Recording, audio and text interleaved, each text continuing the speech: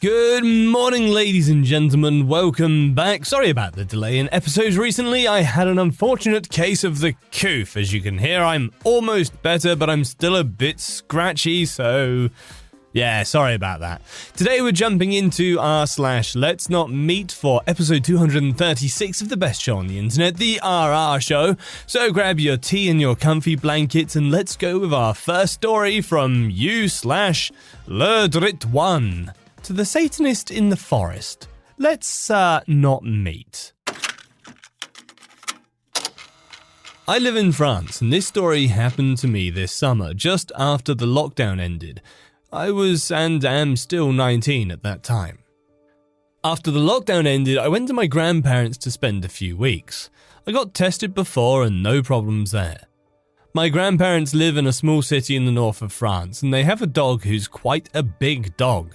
When I was really young, I lived at my grandparents for a year, and at that time the dog was only a puppy. Her name is Chippy, in French, which means little devil in English, but in like an affectionate way. Considering when I was living there I played with her a lot, we are both really close, and that will be of importance later. Two of my hobbies are having long walks and running. Thus, every evening I was going out for a long walk with the dog. There's a track that follows a path through the forest, then there's a small hill on top of that and a big place with lots of fields there. I run there a lot, so I know the place. The air's fresh and the view is quite beautiful. So I was going there with the dog every day. It was also helping my grandparents to have her doing lots of exercise. The first time we went there, nothing special happened. We just enjoyed our walk. It's about 6 or 7 kilometers, so basically an hour's walk. The next day, when we arrived at the top of the hill in the field, it was probably around 10 p.m, but there was still some light because it's summer. There was 3 other persons walking in the fields. They were younger than me, probably about 15, 16. I also noticed they were smoking, so my guess was that they used to come here so they wouldn't be seen by their parents. We went past them, I greeted them, and they greeted back. Once again, nothing special there. For a whole week, I did this walk around the same time, about 10 p.m, and passed those 3 guys with nothing special happening, and it was perfectly fine to me this way. The second week, as usual, I went for the walk with Chippy and arrived at the fields. There was only one of the 3 boys, and he wasn't smoking this time. When he saw me, I was at the entrance of the field just after the little hill climb, so the entrance of the forest was just behind me. He did a sign with his hand to catch my attention and asked if I had a lighter, which I actually had in my pocket, so I told him, yeah, sure. He walked over to me with his hand in the pocket of his hoodie. When he came near, for some reason I felt a shiver. It's crazy how sometimes your instincts knows there's a problem, but you don't listen to it because nothing looks weird to you. I handed over the lighter when he passed by. At that moment, my dog was staring at him. Then, everything happened really fast.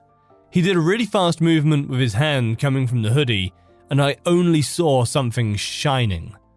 I just had a reflex of throwing myself back so hard that I fell down, and I just realized it was a knife he was holding, and he just tried to stab me. What saved me is my dog, God bless her. When she saw the guy trying to stab me, she jumped on him and he fell down. As I said before, it's a really big dog. I immediately got up to my feet and heard something in my back from the entrance of the forest. I saw the 2 guys wearing animal masks running to me. They were probably his 2 friends.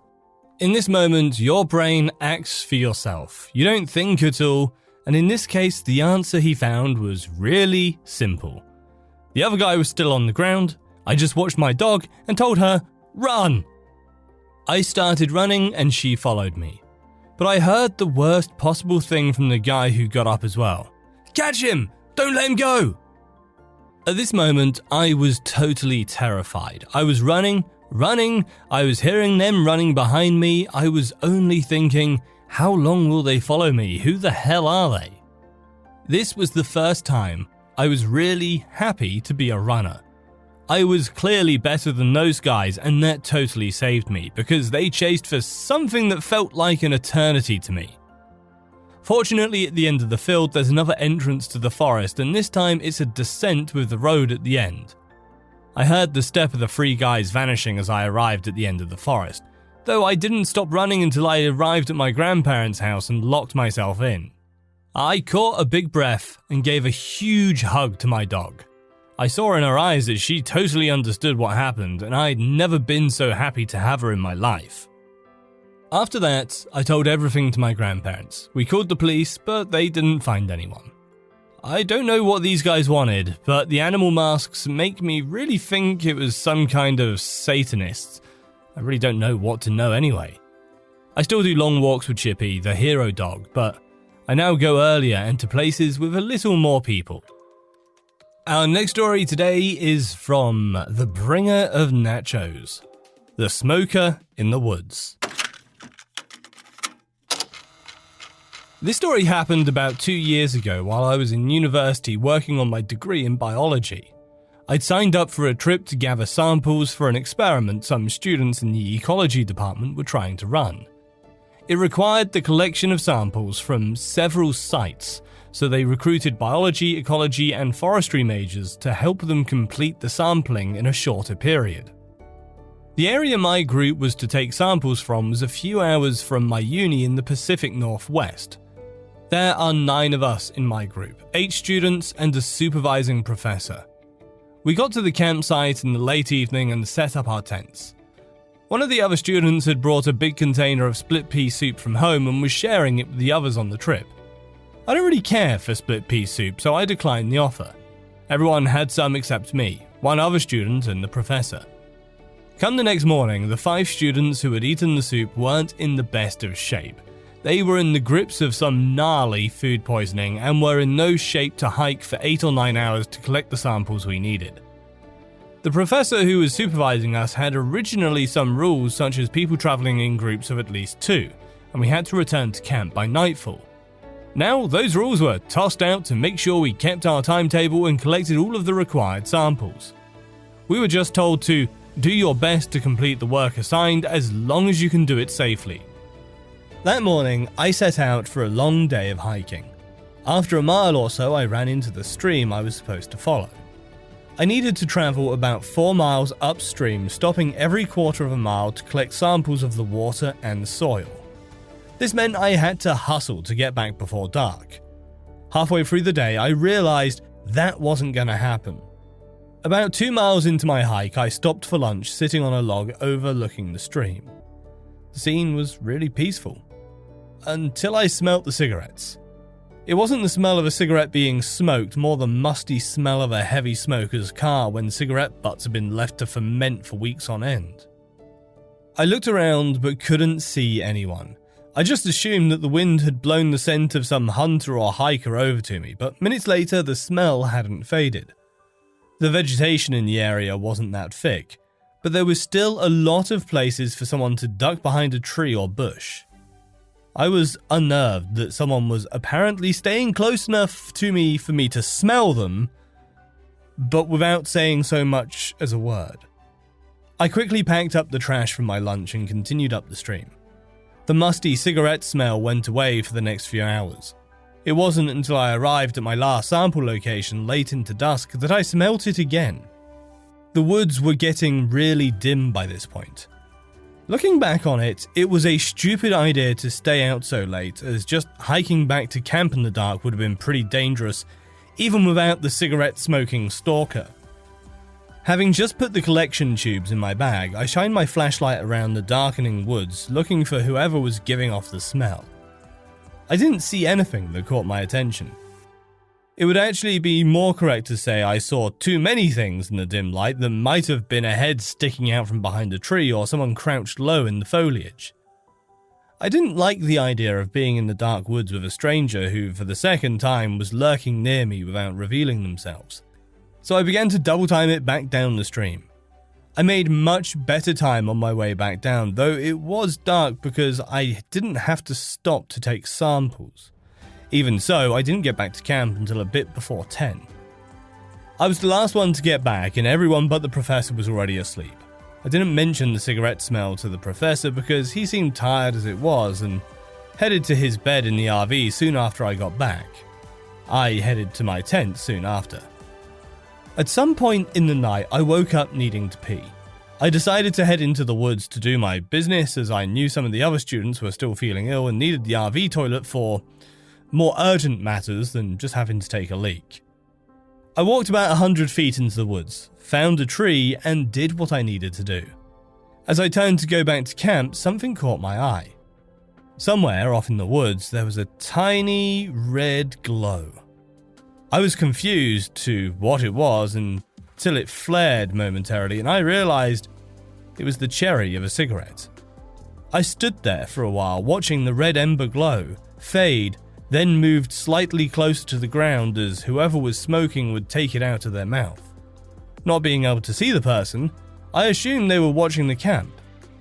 I didn't know if they had seen me make my way into the woods or not, as the fire had been doused and the moon was only half full, so there wasn't very much light. I made my way slowly back to the camp as quietly as I could and entered the RV to wake up the professor. I told him about the person smoking in the woods and about the smell of cigarettes earlier in the day. However, when we got outside the RV, the ember from the cigarette was gone. My professor woke the other students who hadn't come down with food poisoning, and we took turns watching over the camp. I didn't see or smell anything else when I was on guard duty and went to sleep when the professor woke up for his turn. In the morning, the professor, the other students, and I went to where I guessed the smoker had been standing the night before, and sure enough, found about 10 cigarette butts on the ground next to a tree. The tree itself looked like someone had been twisting and stabbing a knife or other sharp object into the bark, and the outer layers of the wood had been damaged and chipped away. The professor decided that the group should head back that day, even though we hadn't collected all the samples we were assigned, to be on the safe side. We packed up camp and drove down the thin dirt trail without incident. The second we got onto the paved highway, a white panelled van pulled out of a clearing just off the shoulder and began following us. This van stayed behind us all the way back, pulling off the highway when we did, taking the same surface streets that we did, and only stopped following us when we turned onto the road leading to our university campus. Everyone was freaked out by this, but it was around 9 at night on the weekend, so the security office on campus was closed.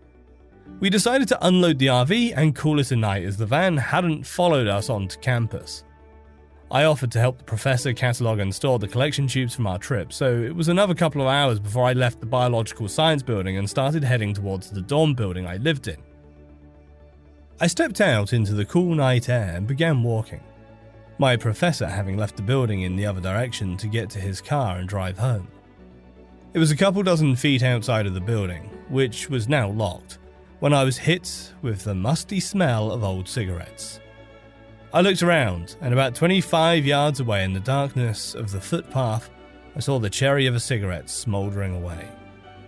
I was pretty scared at this point, but hoped it was only a student or some faculty staying late having a smoke. I couldn't completely convince myself of this, as the musty cigarette smell was the same as I'd smelled in the woods the previous night. I started down the footpath and soon passed whoever was smoking. 100 feet or so later, I looked over my shoulder and saw the cigarette cherry bobbing in the darkness. The smoker was following me. This creeped me out a bit more, but I still held it together. That is, until I rounded a small strand of trees and saw a white panelled van parked alone in the parking lot. I took off at a sprint toward my dorm building.